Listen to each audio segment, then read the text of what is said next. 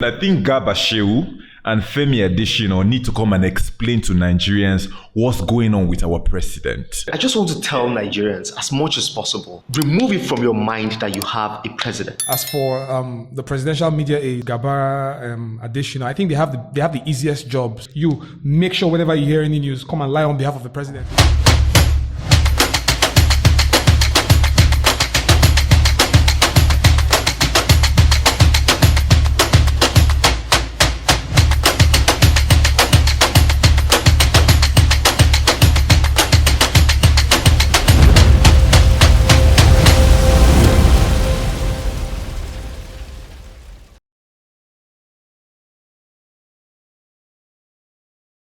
Welcome to episode 10 of Reactions. My name is Mr. Sal. Joining me today, Mr. Houston Nwachukwu. Houston Nwachukwu, yeah. Yes, how are you doing now? I'm doing good, by God's grace. I'm fine. Yes, and Mr. Henry Oqua, the man who has been missing in action. In case you guys have been wondering, I've been behind the camera also. Behind the camera, just last week. Oh, the week before still you were around, or you just did not shoot. Yeah, well, it's good to have you guys around. Are you guys ready to react to these issues we have to talk about today? Yeah, we are. Okay. What's the time? It's 5:42. We should finish in 1 hour, yeah? All right. I'm just going to get to the first topic we're going to be addressing today. So yesterday, which was Thursday, President Muhammadu Buhari made the following statement to journalists after his Salah Day prayer at the Presidential Villa in Abuja. So I took this part of the president's statement for us to listen and react to this. Yeah, so let me read the quote I have here. So the president said, the elite should make, they were talking to him about, they were asking him about the security situation in the country and the economy, and this was his response to the journalists. I don't know why they say journalists, because when I watched that video, I don't know if you saw the video. Did you guys see the video? Yeah, there was just one microphone there. We have to pay attention to those things. I don't know. I think that guy was from Channels TV. So this is what the president said in respect to the security situation in the country and to the dying economy, so to say. So he said, the elite should make the attempt to understand the military. If we order for weapons and armored vehicles, it takes time for the manufacturers. I don't know what this means.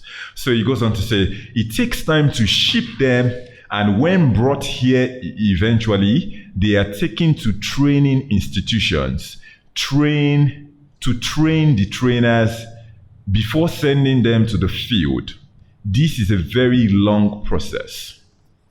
So he goes on, says, I expect Nigerians to be more understanding on issues involved, looking at time and available resources. For example, when we came in the Northeast, asked people in Adamawa and Borno states and the South in terms of security.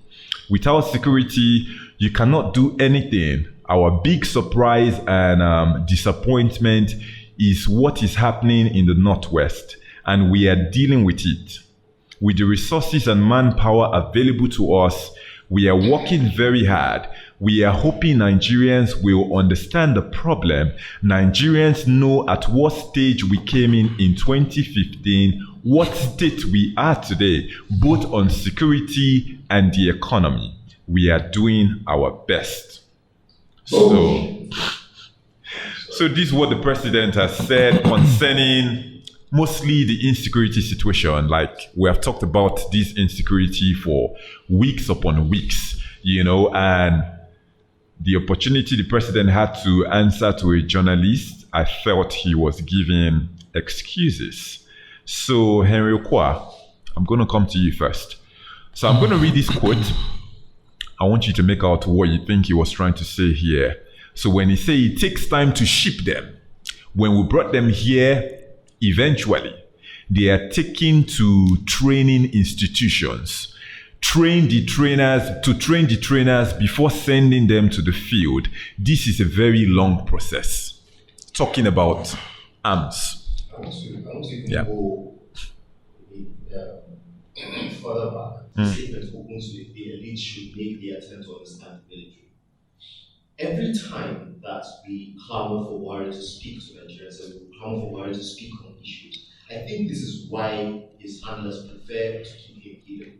Not only does he show that his level of understanding is very, very basic, he also displays a deep disconnection from the Nigerian people, from the realities of the lives of Nigerians. Do you think he's connected to the Nigerian people? No, he's not. Of course he's not. He's living like Louis XIV in his castle, cordoned off. There's no access. Nobody can tell him the truth and whatnot. Now that's not even my problem here, sir. You want to tell the poor man who has been forced out of his village and forced out of the village that he ran to for safety that you have to bring weapons and train people. Yeah, that's what you're trying to explain. That after the government has collected taxpayers' monies and attempted to go and secure weapons, misplaced the monies in the process, you come back now and this is your excuse. What happened to technically defeating them? What happened to driving bandits? What happened to all those words that the Gunmen and Adesina put in his press statements? What happened to all of those things? And now he's even going on to say, ask people in Adamawa or Borno states. What nonsense is President Buhari speaking? What nonsense? Even him, 2015, between 2015 and now in Katsina, how does he feel? He didn't go for sallah, let's remember. Exactly. Yeah. So how does he feel? What nonsense is the elite and you have to go train the trainers? Who even thought Buhari trained the trainers? I don't like. No, I saw this statement and I was very disgusted. And I think, in my opinion, Garba Shehu and Femi Adesina need to come and explain to Nigerians what's going on with our president. You want them to lie? That anymore. Please. They made us understand very clearly that your president cannot be questioned.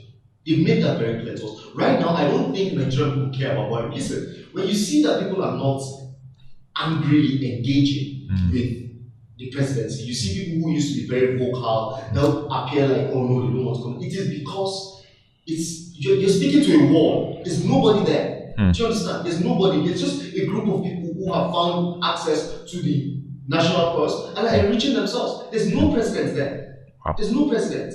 So they shouldn't come and explain anything. They should just get ready to pack their crap and leave in 2023. Anyway, Mr. Houston. Yeah. So part of the statement from the president yesterday, or part of his answers, he said he expects Nigerians to be more understanding.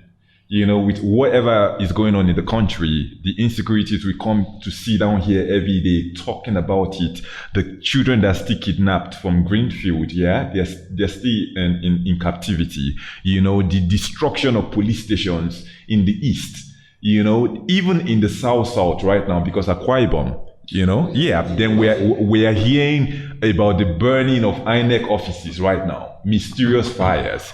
You know, then you have a president that comes out to say, I expect Nigerians to be more understanding on the issues involved. What's your take on this, man? This is our president talking, though.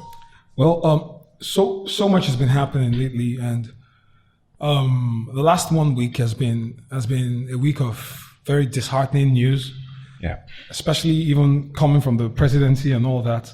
One would expect that since it's the winding up of the Salah, the Ramadan, you would hear positive things, but clearly we've not really heard anything that's somewhat encouraging in any way. Now, from everything the president said yesterday, there was something first. There was one thing I picked out of everything.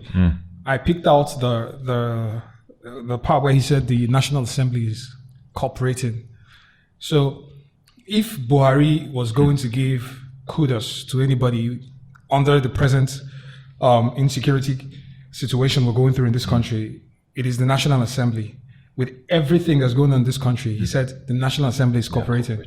Oh well, the National Assembly is duly cooperating. They are really cooperating. I told you my take on them before. So a group of people I don't take serious, because a National Assembly that doesn't believe in separation of powers, what do you expect? They will definitely cooperate, because right now they call them rubber stamp. By now, I believe the name has gotten to them. They must have heard that that's how Nigerians perceive them. So if the president, if the executive, who should actually be scared of the National Assembly, will describe them as a cooperative or a cooperating set of people, I think we're in trouble. That's one. Secondly, I don't know if the president is aware of what's going on in the country. I don't know if his advisors, I don't know if they let him see the Times, if they let him read the papers with regards to what's going on in the country. But at the same time, with everything going on in this country, you don't even need the papers to know. You don't need a town crier. You don't need a large... The fact that he could not travel, the fact that they prevented him, because it definitely prevented him from I'm coming to that. Yeah. You don't need a ceremony for the president to understand that there's dire need for abrupt change in this country with everything that's going on. So I don't understand when he says things like that. He says Nigerians should be more understanding. Is the president really understanding of our problems? Is he really understanding of, does he understand? Before asking people to understand, Nigerians to understand or to be understanding, is the president understanding enough? He said everything about whatever he said yesterday. He didn't even make mention of the inflation, the increase in price of commodity and all that in the market. People are suffering. Pure water is 20 naira right now. People are crying. What's the hope for the common man? The president clearly doesn't even care about the people. He said something about time, needing time for mobilization, for getting the weapons, training, and all that. Takes time. Now, this is not the first time we're hearing this. Goodluck Jonathan needed time as president in 2015, needed time to the point where he even had to extend the election dates, like he had to postpone the election. But the APC used this against him. He told them how much time they needed with attacking Boko Haram. And this same APC government didn't give him that much time. They didn't give him time. They didn't believe. Now you're telling us they need time and the people should understand that you need time. He said, if you know or if you're being observant, you can understand the difference between 2015 and now. He's actually right with that statement. No. He's right, but he didn't say the context in which he didn't say exactly. He didn't elaborate. We clearly see the difference. Exactly, he did elaborate because we can actually see we can see the difference. Because I believe the president understands that in 2015, the elections that put him in office actually held in virtually every part of this country, including his hometown, where people are now running. His people are now running to Niger for asylum. His people are now leaving Katsina states for asylum. His brothers and sisters are leaving the states because of the huge state of insecurity in the states. So I hope he understands when he's talking about the difference in 2015 and now, because it's so negative. It's been so negative since he came into power. So these things have been going on in this country. The president is coming out to talk. We've asked for the president to come out and address the nation. The 17 states governors who had the meeting asked the president. Southern states governors who asked the president to address the nation.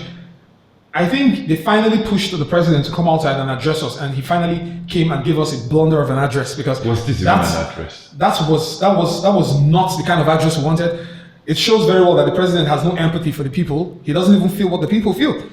Like Henry rightly said, he's in a castle. He's shut away. He's locked away from all that's happening in this country. So I don't even have any reaction with this, but any reaction to this whole thing that's happening. It's out there already. It's crazy. It's crazy. Hey, Oqua, you're the one that raised you said the president is locked out of the reality of whatever is going on in the country. In your opinion, what do you think is going on? What do you think is playing out behind the scene? Why are things like this? Why is the president locked out? Why is he not aware of what's going on? Why can he not even want to find out what exactly is going on in the country? Because he clearly does not know. If you are boasting to say, ask the people, because he's not just saying, he's saying you can ask Nigerians. They will tell you that things are better. Because that's what he inferred here. And he says he's doing his best, that we are doing our best. So if you understand, if you're going to try and understand what's happening behind the scene, you have to understand who Buhari is. The late Yinka Odumakin, God rest his soul, tried to explain to us in 2015 or so, in the build-up to the elections. He said, back then when they were trying to run the 2011 elections, I think in 2009 or thereabout, or just 10, when Jonathan came into office, he used to go to Buhari's home in London. You are aspiring to run for office, your chief campaign strategist comes in, you guys are supposed to engage thoroughly on key issues. You're supposed to give him directions, you're supposed to tell him, this is how I think this argument, we should argue this and what. Odumakin said he would spend hours waiting for Buhari downstairs. Buhari will come down maybe at noon or past 1 when his friends are finally coming. Odumakin will sit on the floor. I'm printing this picture so that I can explain something. Odumakin will sit on the floor and this gentleman will sit on the sofa and they will drink tea and they will discuss, and they will laugh, and they will go, and Odumakin will close at 5 o'clock and go home. And that is his day at the office. Now, what you need to understand with a leader like that is Buhari has never really cared for anybody. If he had cared, listen, Atiku has cared and established a school. Yeah? Rochas has cared, established foundation, established a school that was sending people on scholarship even before he became governor. So many other politicians have done these things. Yeah? What has Buhari done before now to show that he cares? What has he done? What has he done? Now, let's even leave that. I mentioned earlier that Buhari's understanding of what is happening in Nigeria is very basic. What I mean by basic is that Buhari's understanding is equivalent to even the vulcanizer on the road understands what's happening in Nigeria better than Buhari. Now, compare Buhari's laziness, which is very, very uncharacteristic of a general. Yeah, laziness, aloofness, and ignorance. When you mix those things together, you get the kind of leadership that we have today. The kind of leadership that says, Houston is telling me something. Maybe Houston is not even an expert in that thing. Houston is telling me that thing. And because I am lazy, I am aloof, and I am ignorant, I take what Houston is telling me hook, line, and sinker. And I tell Houston, go and do what you think is right and come back. But Houston realizes that this is his chance to make money before he leaves this place where he is. So what does Houston do? He will go there, secure the bag, come back, and tell Buhari, give Buhari cock and bull stories. Remember, Buhari is lazy, ignorant, and aloof. So he cannot even understand. He can't understand. You get it? Now, sir, I'm saying this because Buhari ran that election on the back of poor people in Nigeria. Yeah. Poor people that understand what it means when fuel prices increase. That understand what it means when the price of Gari increase. In fact, the price of Gari can increase and a child can stop going to school. These are the kind of people that we're talking about. We are the poverty capital of the world. Think about it. We have the poorest people in the world live in Nigeria. So if you have 1 naira increase on one thing, it affects the livelihood of those people. These are the people that Buhari is telling that they should look back and see whether 2015 was up, if now it's not better. Is he dull? Is he dull? See, let's leave this Buhari thing, I beg. Let's leave it.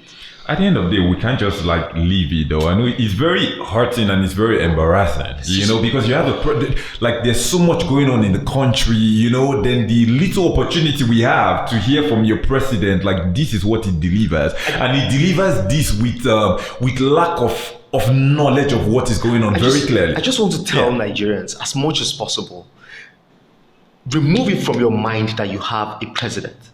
You don't.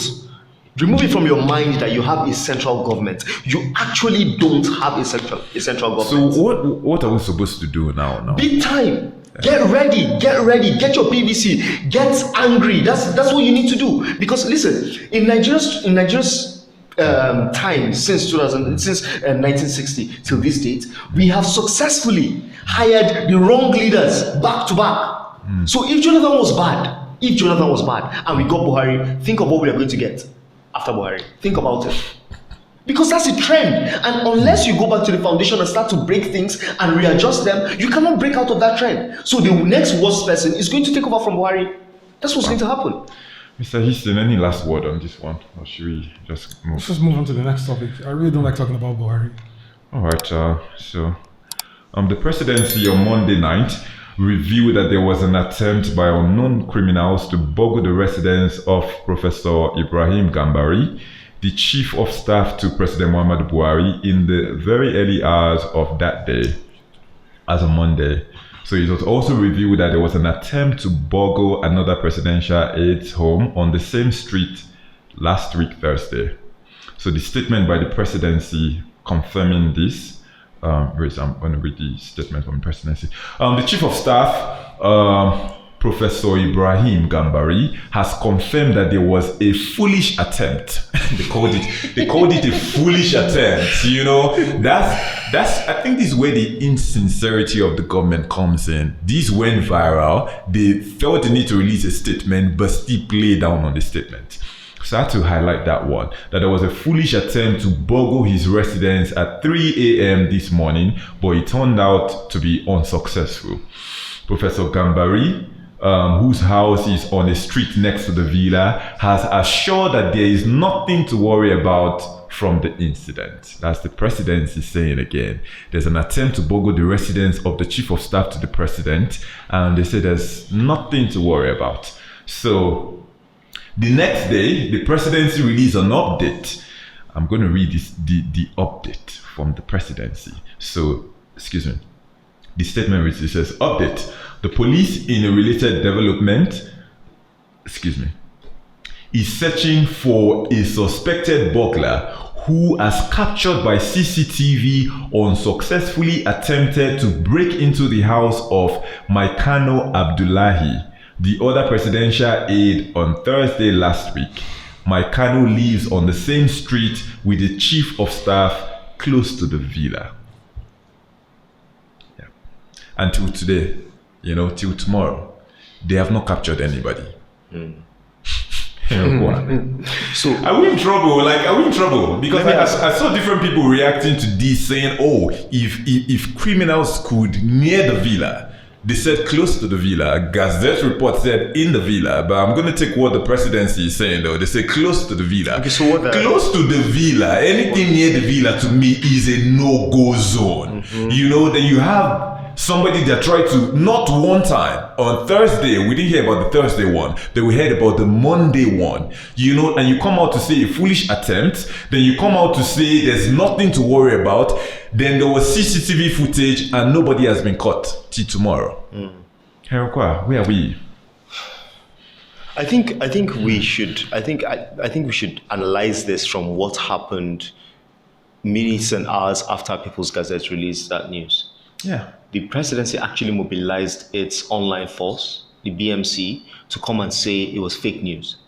That was the first attempt. That's from the social media age, Bashir Ahmad. Yeah, exactly. He came out to say it was fake news. Then he had a team of supporters that were trying to push that same narrative. The presidency now released a statement. You understand? When they figured out they could not hide this again. No, so Sal, what you need to understand, even you as a publisher, you understand that this is damage control.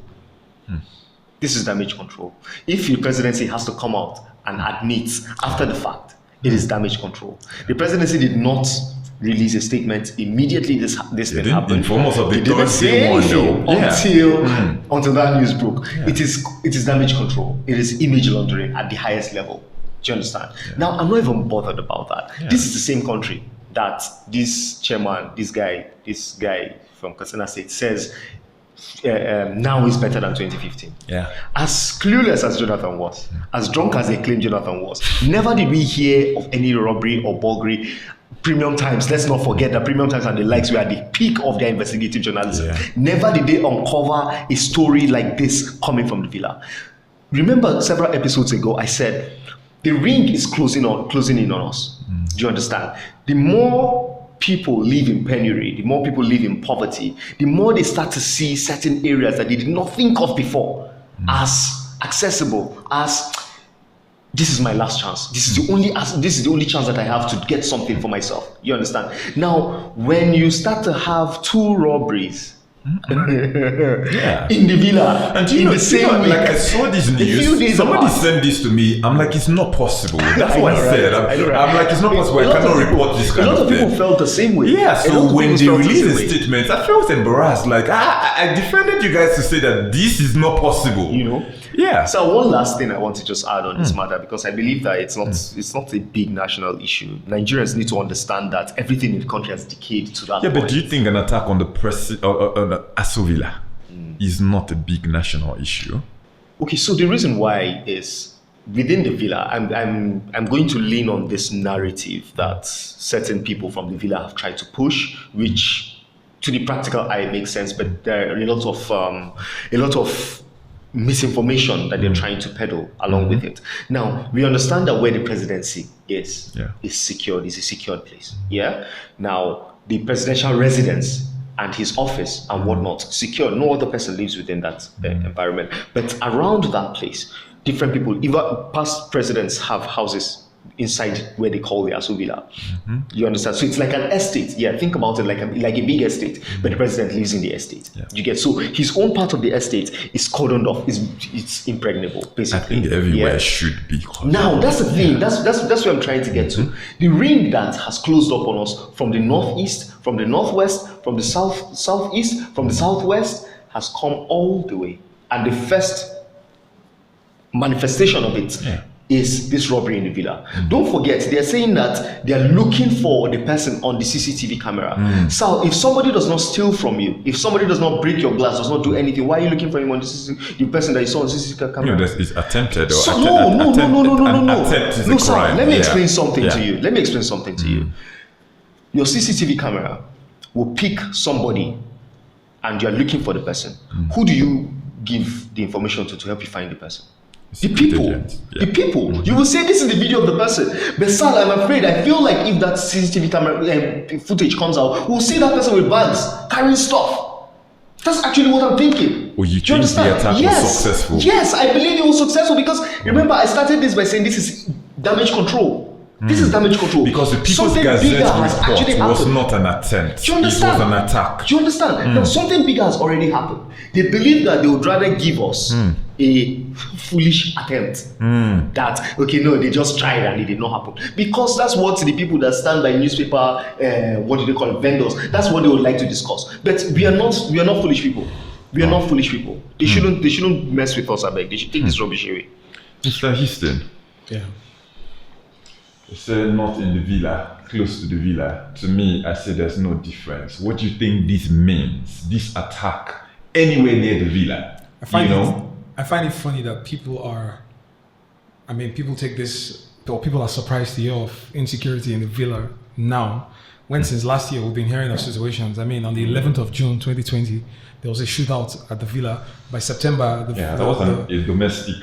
Whatever, if it was domestic, it never happened in previous administrations. So there was a shootout on the 11th of June 2020 in the villa. By September, the first lady left Nigeria, or she supposedly left the Aso Rock for Dubai because of her safety. She was scared for her safety. For many months. So if the first lady feels unsafe in the villa, then now you're hearing of this. Yoruba people say if the witch cried by night and the baby died by morning, use your tongue to count your teeth. You know who killed the baby. So it's simple semantics. You already understand that the villa is not as safe as we think it is. As for the presidential media aides, all this Gambari, Adesina, I think they have the easiest jobs right now in the country because it's simple.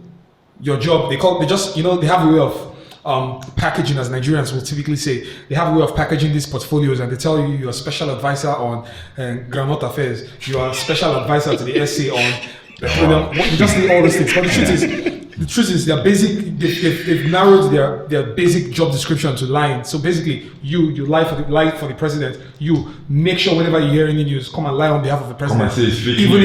Even if it's 1 a.m. in the morning, you hear of something like this, make sure you are lying with your electronic devices. Just come out and lie, because this is not the first time Gambari. Why do people even listen to him? What's his name again? Gambari. Yeah, why do people even listen to him? This was the same person who denied when the Kankara boys were taken. He was the same person who said nobody was taken. Nobody was kidnapped. Nobody was abducted in Zamfara. Ahmad or Gabashir? I don't even know which one. They've all lied at different points. If you want, I'll bring out all their what was it called? Their receipts. These people have lied at different instances. They've all lied. So it's like basically now when you're being appointed as special whatever to the president, you're just expected to come and lie. Your basic job description is lying. So I wonder how old men come out and do. Yeah. What do you think it means? Like there's a CCTV, or they claim to have a CCTV for me, footage. And you've not caught anybody till tomorrow. At least even bring somebody to show us, to say that we have caught this person within a couple of minutes. Just like for me, just like you said, the last shootouts that occurred on the 11th of June 2020 in the villa, just as you described it as a domestic affair or domestic whatever, I think no normal person would want to just attack the villa. I think to an extent it has to do with internal security. It has to do with internal security, and this also goes to show how fallen the security architecture in that area must have gotten, or how failing it's getting rather. If you have people working in there, coming in to take things, and all you have people like the chief of staff say is it's a foolish attempt and all that, we don't know what the next thing could be. Wake up one morning and the president has been assassinated, and you tell me where the president stays is impregnable.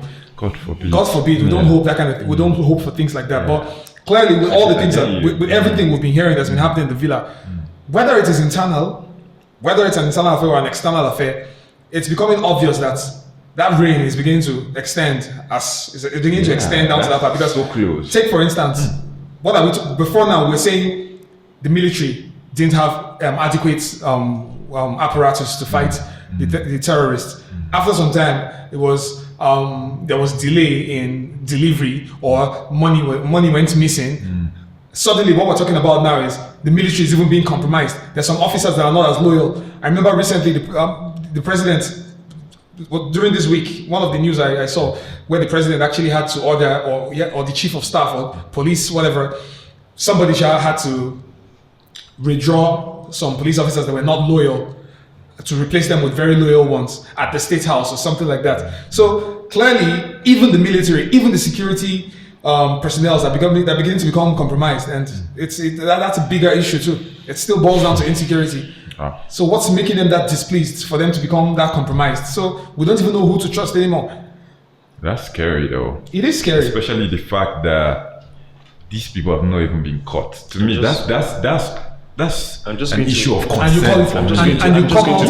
You come out. So if they cannot catch my argument here, if they cannot catch the ones that attempted to burgle chief of staff's house, is it the ones that are attacking police stations that are very far in the east that they don't even care about that they will catch? Sorry, earlier you guys said God forbid. I don't know about God forbid, please. I don't know about it. So we can and the chief of staff too. They started talking like Bashir and what they call them, Shehu and the rest of them. Why is this saying it's a foolish attempt? An attempt is an attempt. If the chief of staff were to be a military man during the Bashir time, the military took nothing for granted. In my opinion, I don't believe the chief of staff. Man. I think Gabashe will put that. No. The chief of staff tweeted from his own handle now, right? Okay, he tweeted, yes, from his own handle. He said it was a foolish attempt. Before, Gabashe would tweeted on his behalf. Whatever was happening. Yeah. A foolish attempt. Is that how that's how little they make of it? Like Henry Oqua said, damage control. This is the presidential villa. Even if somebody accosts one of the guards at the main entrance at the gate, that's enough security alert. It's not something anybody should just try to And I feel like even if they are doing damage control, there's a better way to present it. There's a way they could have released this statement that Nigerians could have. I try and teach them how to lie better. You can't teach them how to lie better. That's as best as you know. Let's move, man. All right, so the PDP said to the Independent National Electoral Commission that it has no more excuses, not to directly transmit the 2023 general elections and other election results electronically from polling units. In a statement on Tuesday, the PDP said, and I quote, "Our party calls the attention of the Commission to the fact that it no longer has any excuse not to employ the direct transmission of results from polling units, which will ensure credible elections by eliminating manipulations, alterations, switching and disappearance of election results during manual collation processes." The PDP insists that if INEC can use the electronic platform for registration of voters, it could as well deploy the same technology for electronic transmission of results in future elections, including the 2023 general elections. So, I know they're still pushing for the signing of the Electoral Act the Amendment Act into law.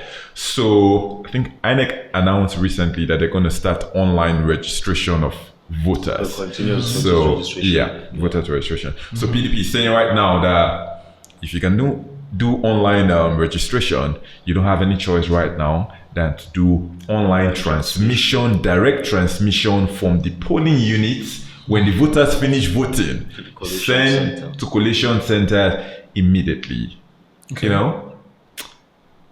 Do you agree with this position? Me, I have my own take on this though. But Henry, electronic transmission, no electronic transmission. Is it going to change anything? So I'm going to use this argument that sounds basic, but is very succinct in this kind of situation.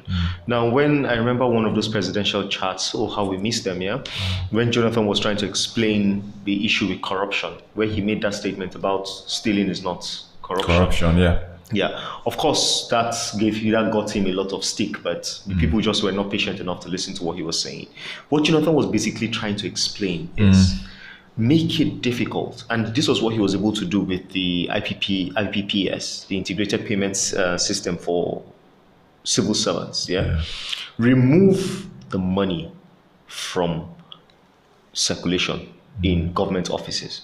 That's what it is about. Yeah, that's how you curb corruption. If there's no access to money for every officer, the chances of corruption becomes lower. It's the same thing that we're trying to do. We're trying to bring technology into elections and voting, to reduce the ability of people to steal ballot boxes. Do you understand? To reduce the ability of votes swelling or shrinking between polling center and collation unit. To reduce the access that thugs have to ballot when you are transporting exactly, you understand? Now, the PDP has made a very, very valid point, and I'm happy that they are thinking along those lines.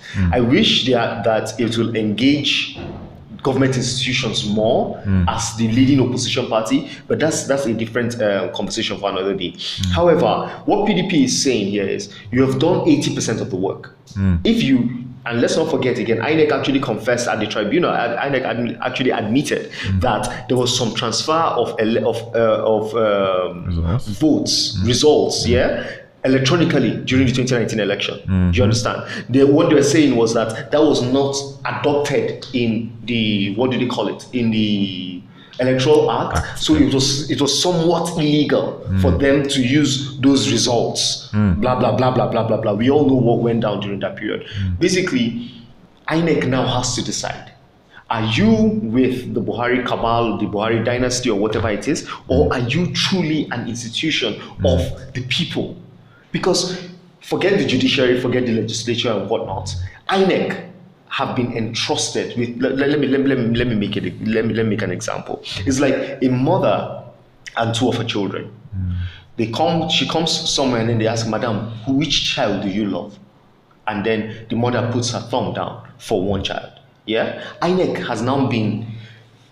INEC's job basically is to protect that mother's choice that she made. Do you understand that decision? And take it as far as possible for that decision to be used. What INEC has been doing all this while is to take that thing and say, "Foolish people, what do you think you know?" Throw it away and give the election to the highest bidder.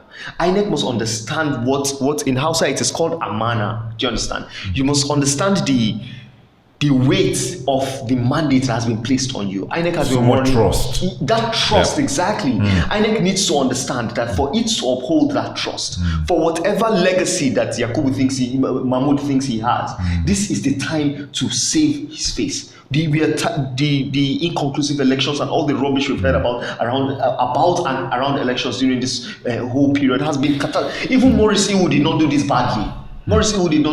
So Mahmoud must use his tongue to count his teeth. Yes, let's get on with the electronic transmission of results. We don't care whether it's not in the Electoral Act. Give that to us. Jega gave something to some people in 2015. Mahmoud should give us something, please.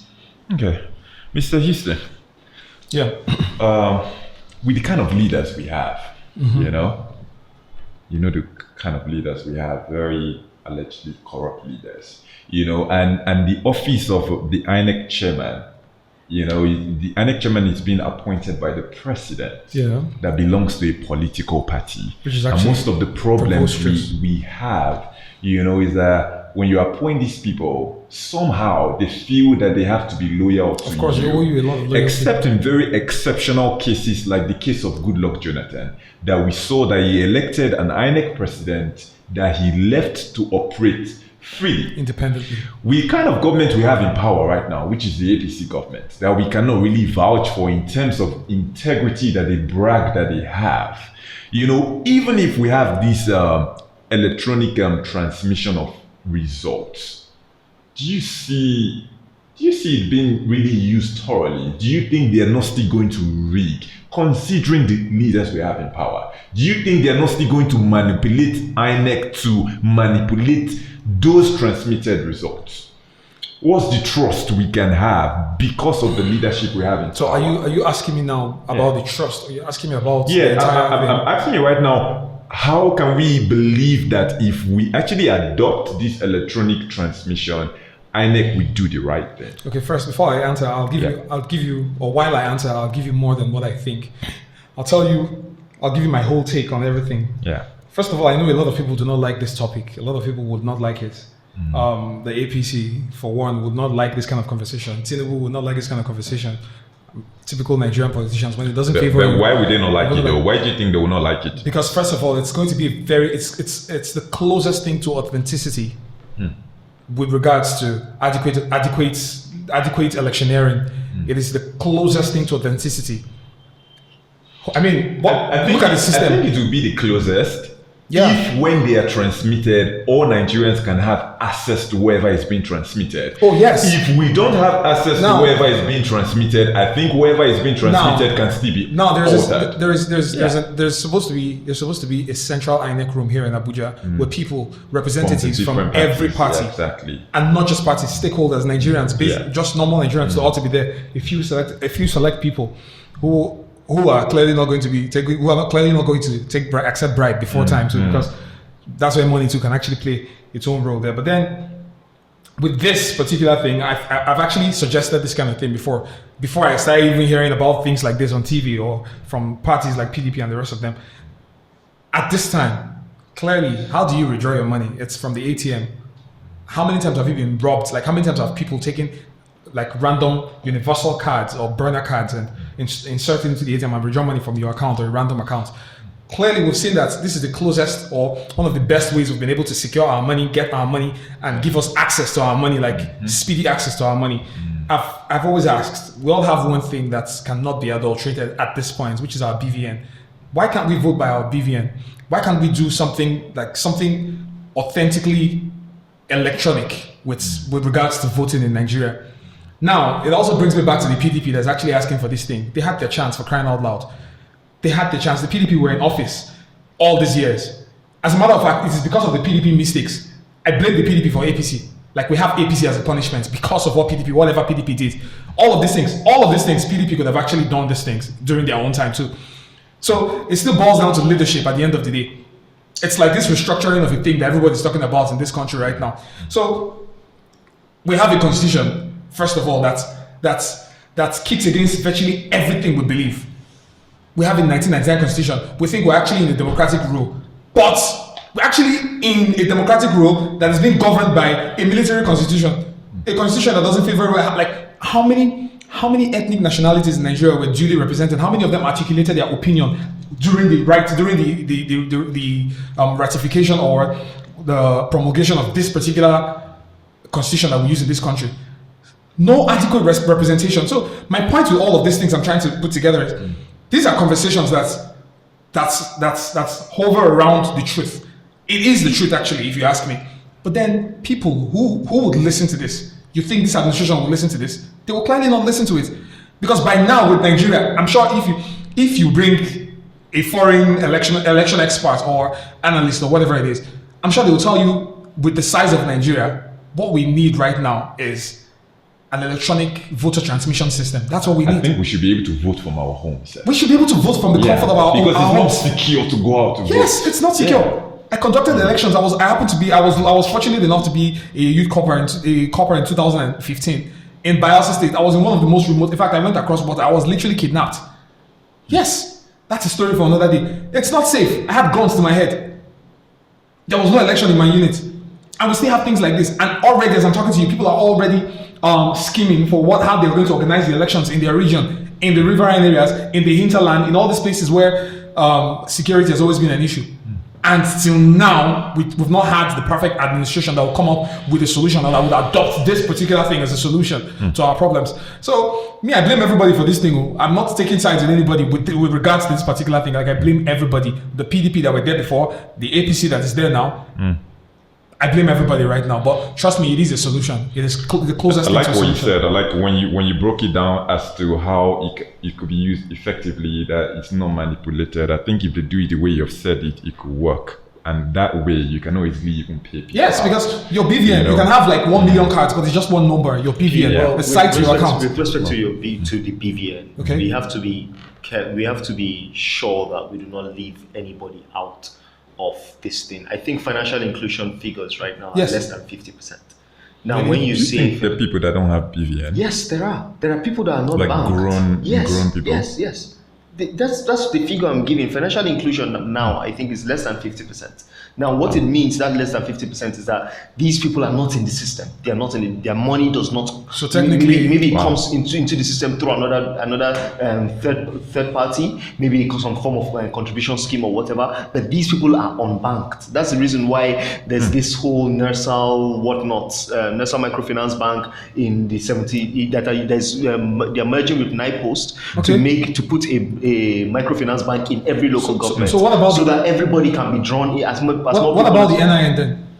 Well, the NIN, you have to ask our terrorist. No, I'm being serious right now, because if we have a centralized system where everybody has a peculiar number to themselves that cannot be adulterated, that Social cannot be security corrupted, number. the social security number. Voting, Yeah, man, acting else to come and get another number again. That would be so. People No, the already tired of the NIN is supposed to work To like work that. for It's that. supposed to work like that, It's just exactly. that we have a government that thinks that we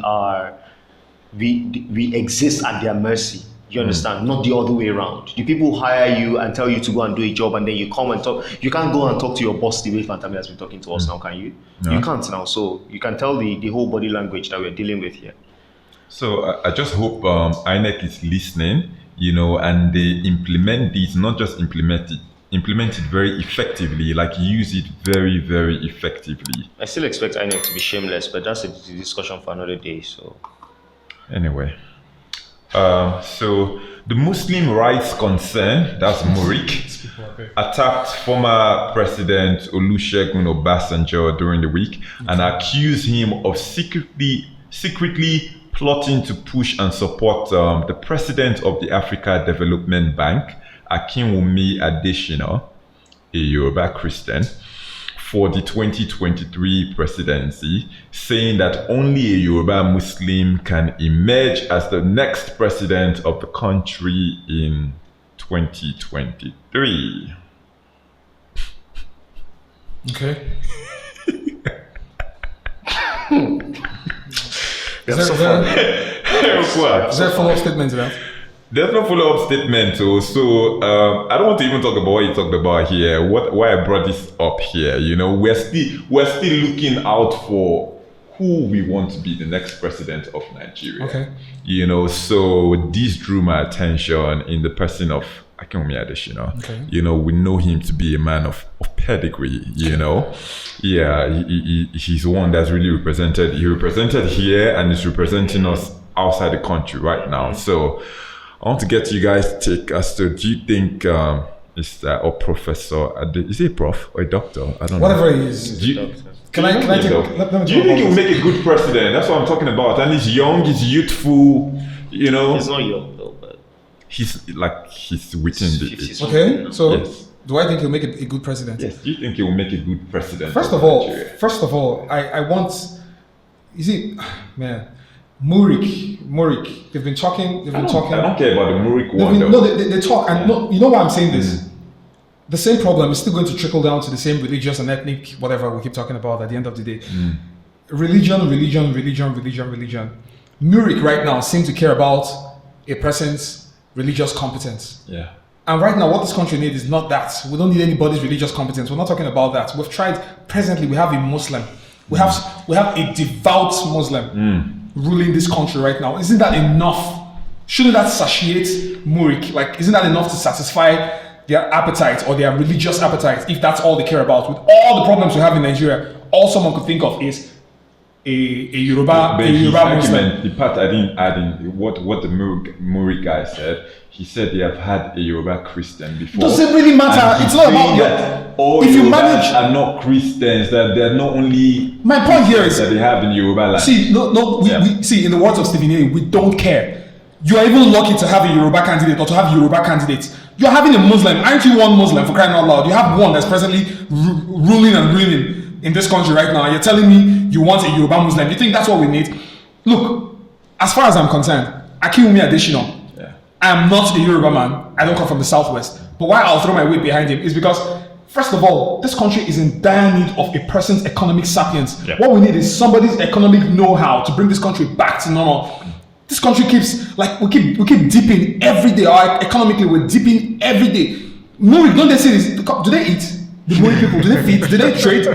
Because if they eat, they'll understand that what we're talking about is not religion, for crying out loud. Like right now, I want to put my weight behind a traditional worshiper. If you can get this economy back to normal, what are you telling me about this? I beg, I don't want to listen to these Mori people. I beg. This is like the funniest topic I saw. I beg. Okay.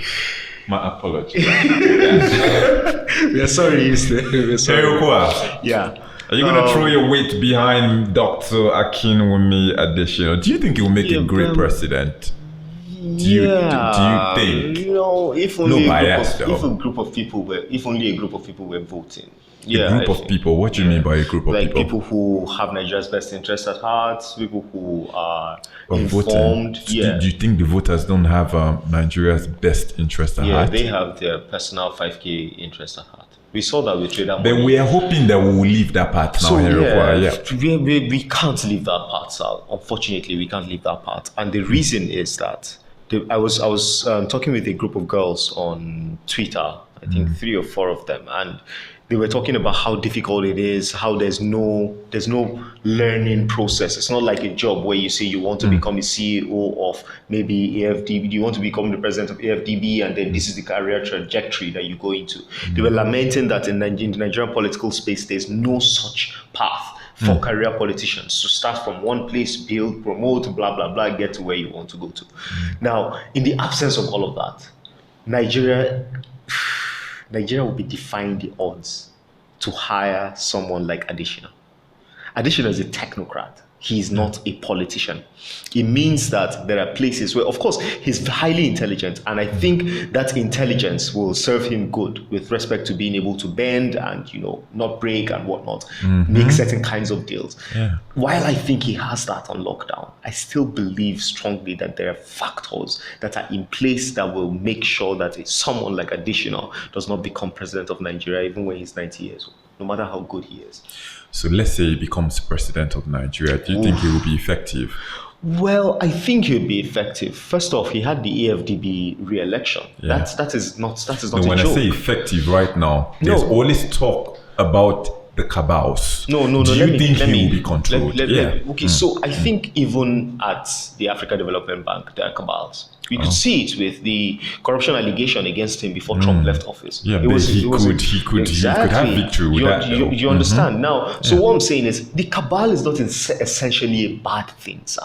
The cabal is not a bad thing. Listen, if I become president today, there are certain people that I know and trust to look after my interest. Does not mean I'm going to bring them into office and tell them to come and sit down here and be one thing now. No, you have advised me when you have access. When I have the time to listen to you, you come and say, courtesy call to the president. Okay, on this issue, Baba, you have to look at this thing. You have to. I will listen. You understand? Now, in that essence, the cabal is not a bad thing. It is when the cabal becomes Lord, Savior, and everything for Nigeria. Picking who will be chief of defense staff, picking who will be chief of police, waiting. Everything, every appointment in Nigeria has been handled by the cabal. That's where Nigerians have the problem. The cabal is also blocking the ears of that guy, that Katsina guy, and he cannot even tell. Do you understand? Now, when he gets to that level, a leader that does not have his own identity is not a leader at all. Do you understand? So I believe that if Akinwumi gets a chance, he will come in there and he will have his cabal. He cannot escape that. It's Nigeria that we live in. He will have his own advisors, quite all right. But I believe he will bring sound people to office. People who will make the right decisions. People who will take their jobs seriously. And he's young as well. So this means that we will finally get back to those times we used to enjoy under Jonathan, under Obasanjo, when the president will show up unannounced to an event, and then actually see things for himself. This Katsina guy has not come out of the villa in how many years? We've not seen him. We've not seen him. So do you think we should be concerned that he's been backed by Olusegun Obasanjo? Oh no. No, there's nothing to be concerned about. Excuse me, when you say the cabal is not essentially a bad thing, I do not understand. I understand that yes, there are cabals everywhere. The NRA in the US are there. They're always there behind Donald Trump. Keep pushing. No. That's what I mean by the cabal. The cabal you said something. No, sorry, you said something here that I picked out. You said if you trust somebody to keep your interest, you put the president. No. I said I will You said not something put, about interest and trust. yes, what I was then talking you about don't is put them in office. Sal is Yeah. my good friend. Yeah. If I come into office and there's an action from my administration that looks as if it is trying to gag press freedom, yeah. Okay. If Sal knocks at the gate and says, I have an appointment with the president, I will listen to him. I will hear him out. That's what I'm trying to explain. That it is the mentality of the leader that determines whether the cabal is good or bad. If the leader is myopic, ignorant, aloof, do you understand? If we have this kind of leaders, the cabal will always function. Listen, whoever heads anything, think of anything that you can think of, any establishment, any family, anything, whoever is on top, it is that person's personality that reflects in that entity. Whether it is family, whether it is church, wherever you go to, it is that person's personality. Now, the personality we are seeing from our government that does not exist, in my opinion, is the personality of the person who is in charge. So he doesn't want to know whether things are actually bad. No, he's not interested. That's the honest truth. Buhari is not interested. And I don't think your cabal should stop you or advisors should stop you from thinking. That's my argument with the present situation. Also, it shouldn't stop you from being able to use your own brain. Yeah. You know, you should still be able to think, know what is right or because you're a wrong. rational being as a We all human being. have I get friends you. that come to us that we trust or that we go to, you know, for advice. You know, the fact that somebody gives me an advice, I can still weigh your advice and know where to go, whether to take it or leave it. It is not a dictatorship relationship. Also, I think also sorry, let me chime in. I think if Murik were going to if they were going to use this as their as advocacy for inclusiveness, I think they should consider things like impactful things. I mean, the president ordered what's it called? A platoon of, that's more than a platoon, 3,200 security personnel down to the southeast. He had a security briefing on how to tackle the security challenges in the southeast without a single representative from the southeast. These are things I think people should talk about. These are more make sense conversation. Since before Inhe, not a single person from the southeast has headed the military or any of these other military outfits. So these are conversations that seem a little bit more appropriate than talking about a Yoruba Muslim. But you're lucky if you have a just Yoruba for humor's sake, who do you think is Murik's candidate? Who do I think is Murik's candidate? Yoruba Muslim. Obviously. No, see him. Obviously, you know. See him. Are you a sheep? Are you a sheep in wolf clothing? Are you a wolf in sheep clothing? And this thing, you do not like, despite the presidency of sending 3,200 security operatives to the southeast, they still attacked even today. They still attacked police stations. Of course they will attack because I don't know what's going on again. It's further infuriating the people. How do you strategize on attacking a particular geopolitical zone without a single ethnic representative from that geopolitical zone? It's just like this our constitution that we use. This our mirage of a constitution that we use today. You have a constitution that was written up, that was drafted by a few sets of people without. There was no Isoko person on that place. Have you heard of Ngeni? There's a tribe called Ngeni. Not a single person from Ngeni was represented in that place. At that time, but every tribe existed. That's my point. Every ethnic. They were all 36. Yes, 36. Yeah, the last states were created in 96. Bayelsa, Akwa Ibom was a few of them. But my point here is. My point here is.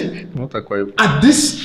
No, Akwa Ibom. One other state. Some other. Ebonyi, Bayelsa, and some other states. Exactly. But my point here is.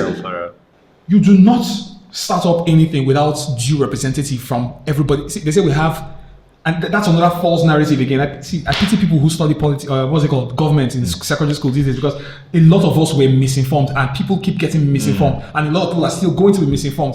You say we have over 250 ethnic nationalities in Nigeria. My brother, it is more than 500. I'm telling you the truth. Wow. I schooled in Bayelsa State.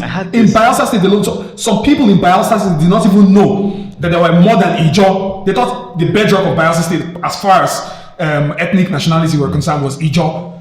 Look, we have Isoko people, we have APA people, we have a truckload of, and if we must have a dialogue, like a reconciliation dialogue or a conference, everybody must be duly, every nation. See, you can't have you cannot be an Auchi man and you will have a Calabari person coming to articulate your opinion or your tribe's whatever it is, their plight. You cannot have somebody coming to articulate your own plight. You understand? That's why they call them ethnic nations. These people have their consciousness and their desires. You can't have an Hausa man telling an Igbo man what he needs in our constitution, for crying out loud.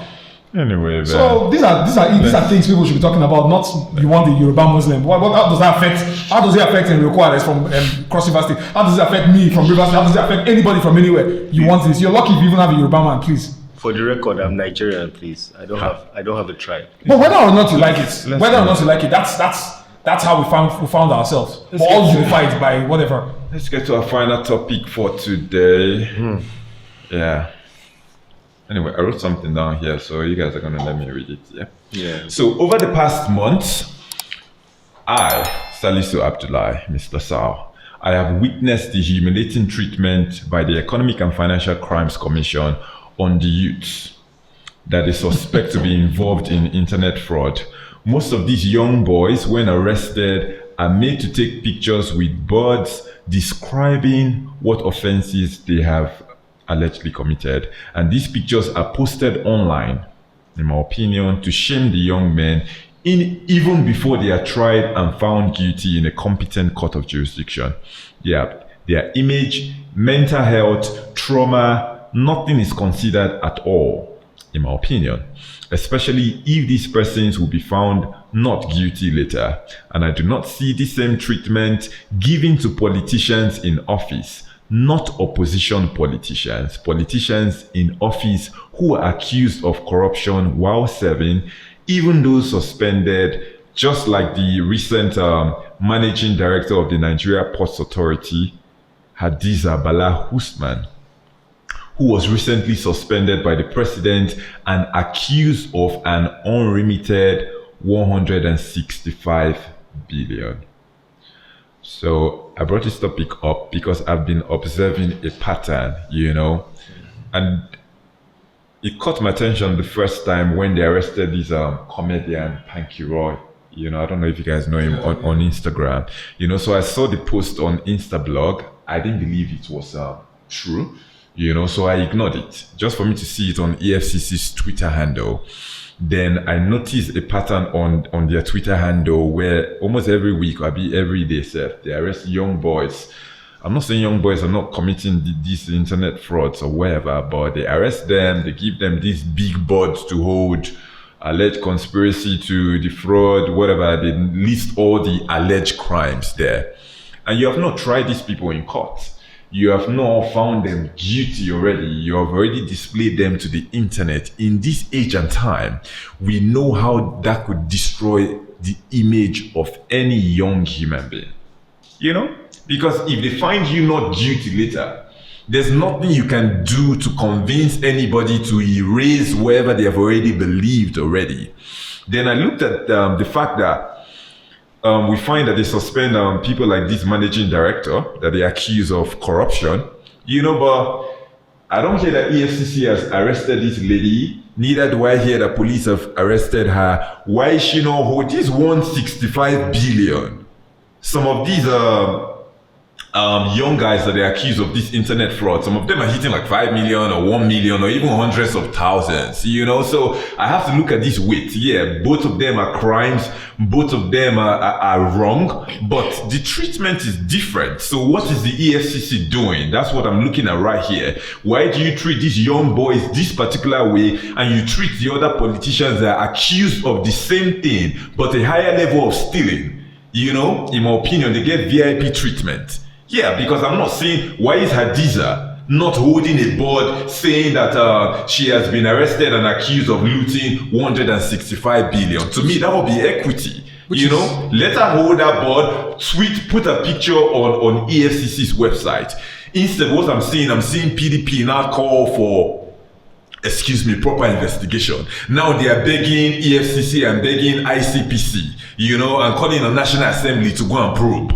Meanwhile, when you catch these young guys, you don't even wait to even find them guilty. You just brand them internet fraudsters already and display their pictures for the world to see.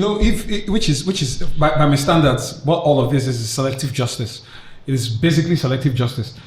you by now technically Amechi and the Usman Bala, I don't know her full name, Hadiza Bala. Hadiza Bala. I think by now herself and Amechi should be in EFCC detention. But secondly, why do the EFCC even have a detention for starters? The EFCC is supposed to. Honorable Minister, off your mic. You know. Yes, and I didn't even mention cases like that. There was so much nonsense that happened in NDDC. Exactly. There was the other one that collapsed like a fool there. You know, and none of this, all these people are still in office. They're all in office. They are still in office. Not a single. We have not heard anything about the investigation. Not a single board. And I'm even hearing that if they start calling out the ones in NNPC, we'll off the lights. It's okay. No, it's funny. It's funny, but If they will off the lights. in every single parastatal, the stealing is increasing. It is becoming something else. We're offing mic, very soon we're off lights. Seriously. No, this thing is not funny because EFCC is playing. They're playing the judiciary. They're playing the security. What's it called? Security outfit. EFCC have no business having a detention. Let me say, they lock them up for more than the constitutional 48 hours. Yes. They remain in cell there, and nothing can be done. Bro, nothing. do you know constitutionally, it is wrong for a DSS personnel to bring out his gun in public. Mm-hmm. He could lose his job for that. Yep. They're supposed to be, clandestine secret operatives. Yeah. When they find you wanting, they are supposed to get the police to arrest you. Yeah. That is the standards. That's the status quo. That's how it's supposed to be. When EFCC have a problem with you, when they find you as a suspect, they're supposed to get the police to arrest you and put you in a police cell. The EFCC is never supposed to have a detention, but in this case, the EFCC, they are the judiciary, they are the ones locking you up, the policemen, they will judge you. Everything, they will even judge you. That's the thing. They even passed us. You see? The EFCC do all of this. Meanwhile, people like Adiza, the exact I'm not so good with my math, but if we convert whatever it is Adiza is being held for, I think that's about the same amount of money Diziani stole. So that's another Diziani in the making. That's allegedly. Whatever you call it, but no, I'm saying because even up till now, there's not been any clear cut. Okay, whatever it is, but now this is repatriation either. But her case came up after she had left the country. This one is happening while this woman is in this country. Why is the EFCC not doing anything about it? Is she older than the EFCC boss, or she's bigger than the EFCC? Is she bigger than the EFCC boss? Is she scared of what's happening? Maybe this is marine crime. So, economic crime, they would spring to action. But because economic crime, these no economic crimes, these lootings, the NDDC, whatever, is that not an economic crime? It's funny. I'm actually still moving around. I don't know. These people are still moving around. They are still in office. And they might remove this one just to save face and put her somewhere else. Akpabio is a minister for crying out loud with an EFCC case. But I feel like at this point in time, we cannot just allow EFCC to treat us selectively. It is wrong. You have to treat everybody equally. It is unacceptable. Unforgivable. Those small boys can be made to hold a board and you disgrace them on the internet, on Twitter, and Instablog can take their pictures. Please, every other person that is accused, because they are accused. Everybody is accused. Yes. He's accused. Everybody that is accused should be arrested by EFCC. So I'm not defending the boys. I'm saying give everybody equal treatment. Yeah. You can't treat us like this. I agree. Hey, Oqua.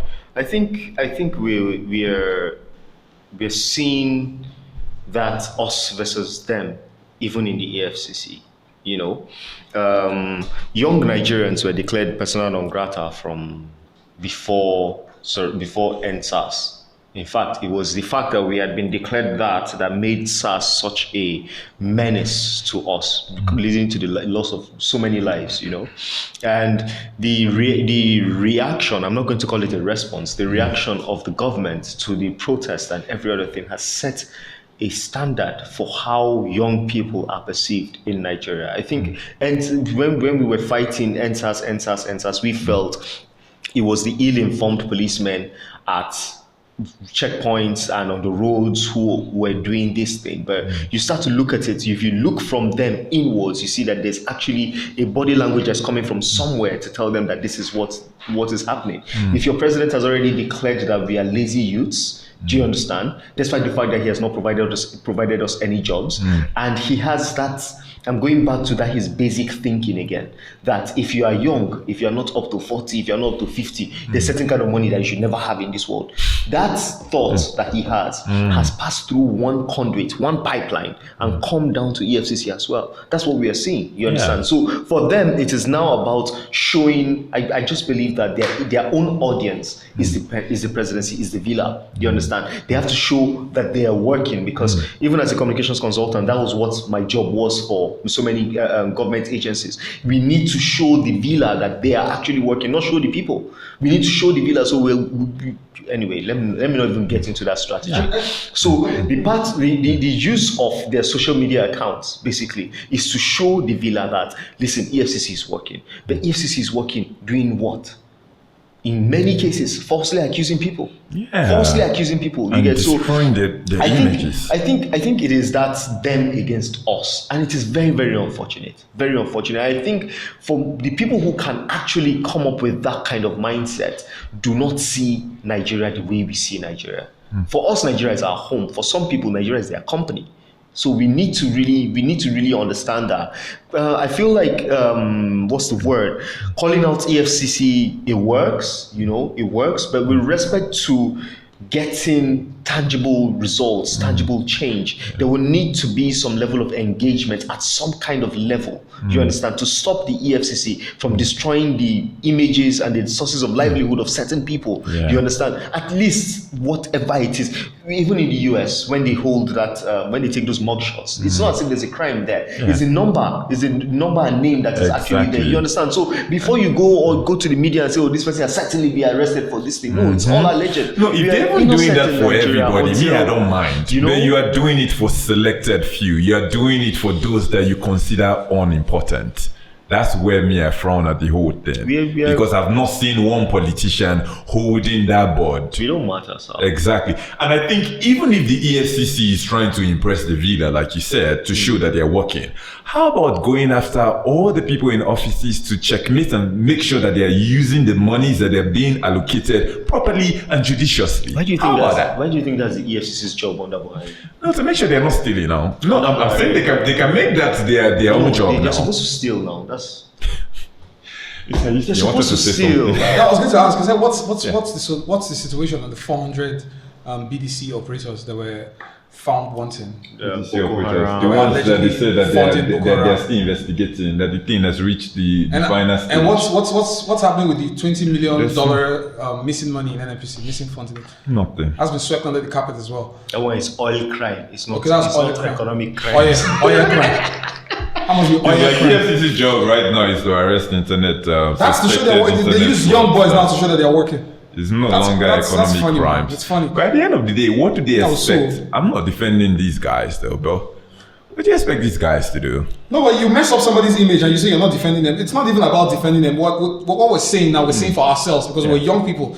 These are like every young person is another young person's representative. Apart from that, we have potential. What do they call them? Features on EFCC's website. No, clearly that's we the are. Yeah. Because if they think if they don't like what we're saying right now, they probably try to penalize us by giving us big signboards. But God knows I'm going to sue. Sallah. I have Sallah. You have me. I have laptops in front of us.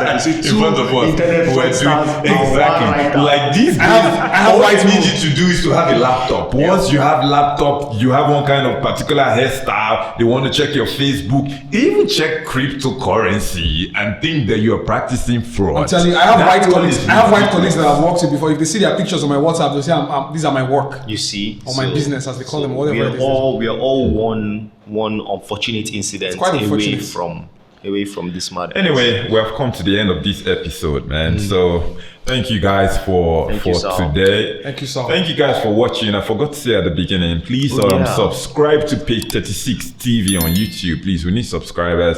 And don't forget to like this video, share it as well, and click the notification button so you never miss an episode from us. Yep. Take care and see you guys next week.